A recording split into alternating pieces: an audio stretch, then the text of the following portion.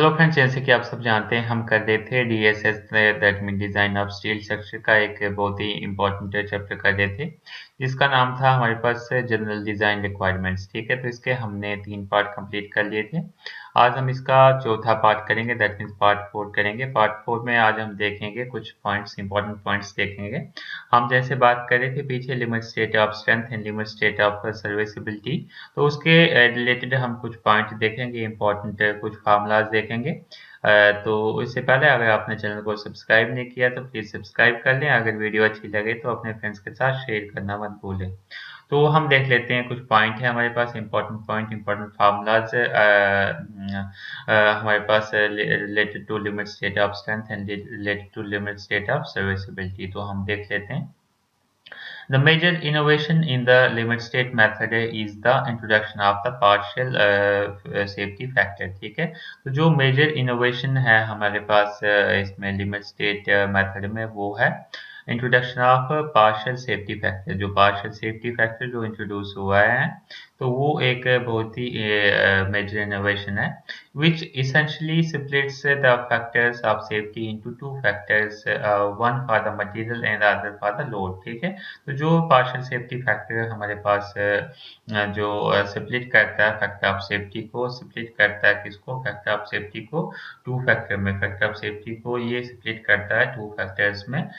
First factor हमारे पास है one factor for the material and one factor for the load. ठीक है, in accordance with these concepts, the safety format used in limit state codes is based on the probable maximum load and probable maximum strength। ठीक है, तो इसके basis पे अगर हम देखें तो जो हमारे पास लिमिट स्टेट्स है, हमारे पास जो सेफ्टी फॉर्मेट है वो हमारे पास यूज होता है इन लिमिट स्टेट कोड्स में। वो किसके बेसिस पे होता है?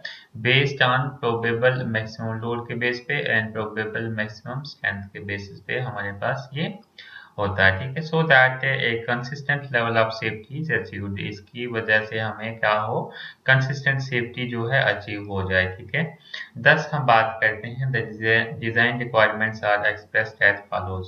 तो ये हमारे पास डिजाइन रिक्वायरमेंट्स है, इसको हम एक्सप्रेस करते हैं F of D less than or equal to of S of D.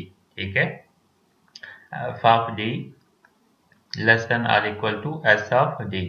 ठीक है, तो इसमें जो हमारे पास एफ ऑफ डी है वो क्या है? F of D is equal to the value of internal forces and moments caused by factored design load. ठीक है, एफ डी क्या है? Factored design load. And f of d equal to किसके बराबर हमारे पास होता है? इसका फार्मूला है r of f into characteristic load. ठीक है, एंड गामा एफ जैसे कि यहाँ पे और गामा एफ भी आ गया, तो गामा एफ क्या है हमारे पास? Partial safety factor for load. And S of D जैसे कि यहाँ पे फार्मूला में है, S of D is the design strength and S of D is R M characteristic strength. ठीक है, आई होप ये चीज आपको समझ में आ गई होगी। इसके बाद हम देखेंगे नोट देखेंगे, दैट मीन इम्पोर्टेंट पॉइंट है ये भी, ये हम देखेंगे।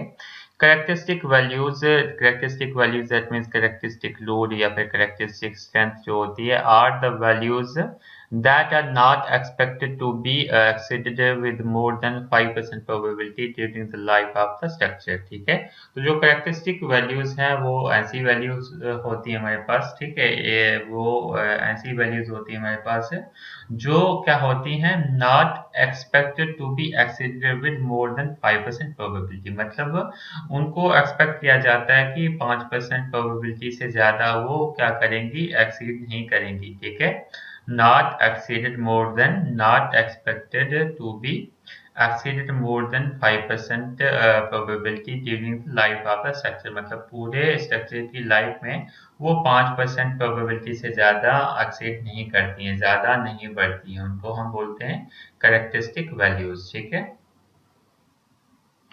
both the partial factors for load and material are determined on a probabilistic basis of the corresponding quantity It should not note that R of gamma of F makes allowance for possible deviation of loads and also the reduced possibility of all loads acting together.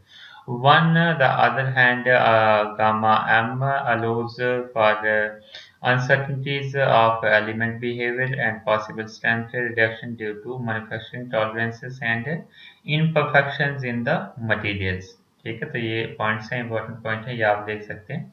तो इसमें एक note है, characteristic load और strength and partial factor of safety caters for the most unfavorable and probable load strengths। ठीक है, next important point की हम बात करें, the values of gamma f that means partial safety factor for loads and load factors. ठीक है, partial safety factor for loads and load factors अगर हम बात करें तो इसमें हम क्या करेंगे, check the table in the code book. तो हम टेबल चेक करेंगे कोड बुक में, वो हमें मिल जाएंगी गामा एफ की वैल्यूज। ठीक है, the values of gamma M that means partial safety factor for the material. Gamma M क्या होता है, partial safety factor for the material. इसकी वैल्यूज भी हम कोड बुक में चेक करेंगे। ठीक है, after checking the structure for limit state of strength the structure is then checked for the limit state of serviceability. ठीक है, तो सबसे पहले तो हम लिमिट स्टेट ऑफ स्ट्रेंथ के लिए चेक करेंगे, उसके बाद हम सर्विसिबिलिटी के लिए चेक करेंगे। लिमिट स्ट्रेंथ हमने चेक कर ली फॉर द लोड के लिए, फॉर द मटेरियल के लिए, उसके बाद हम चेक करेंगे इसकी सर्विसिबिलिटी रिक्वायरमेंट्स। ठीक है, नेक्स्ट पॉइंट हमारे पास है, following points must be kept in mind while checking for various limit states. ठीक है, तो अगर हमने वेरियस लिमिट स्टेट्स चेक करनी है तो कुछ पॉइंट्स हमें याद रखने पड़ेंगे। वो पॉइंट्स कौन कौन से हैं? फर्स्ट हमारे पास है collapse slash strength. Limit states are related to the maximum design load under extreme conditions. The partial load factors are chosen to reflect the probability of extreme conditions when loads act alone or in combination. Stability shall be ensured for the structure as a whole and for each of its elements. It includes overall frame stability against overturning and sway, uplift and sliding under factored loads। ठीक है, next इसमें point है, serviceability limit states are related to the criteria governing normal use.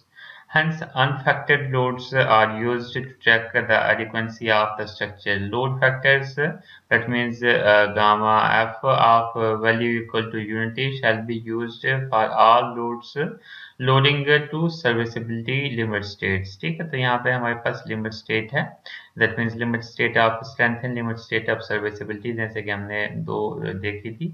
इसके लिए यहाँ पे load factor है, load factor greater than 1 आ जाता है हमारे पास। लिमिट स्टेट ऑफ स्ट्रेंथ के लिए हम यूज करते हैं और सर्विसिबिलिटी के लिए हम यूज करते हैं 1 यूज करते हैं। लिमिट स्टेट ऑफ स्ट्रेंथ के लिए हम कितना यूज करते हैं, लोड फैक्टर हम यूज करते हैं ग्रेटर देन 1, और लिमिट स्टेट ऑफ सर्विसिबिलिटी के लिए हम जो यूज करते हैं वो यूज करते हैं 1.0।